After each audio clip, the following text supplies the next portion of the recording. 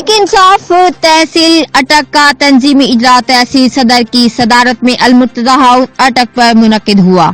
इजलास में उम्मीदवार बराए तहसील नाजिम अटक सईद खावर अब्बास बुखारी ने बतौर मेहमान खुसूसी शिरकत की और शीबाग कलां खुर्द और बोलियावाल विलेजेस के सुदूर में नोटिफिकेशन तकसीम किए।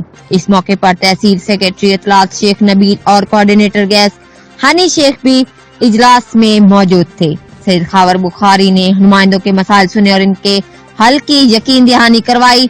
सईद खावर बुखारी का कहना था कि नौजवान ग्रॉस रूट लेवल पर पार्टी की मजबूती और अवाम के मसाइल को हल करने में दिलचस्पी ले।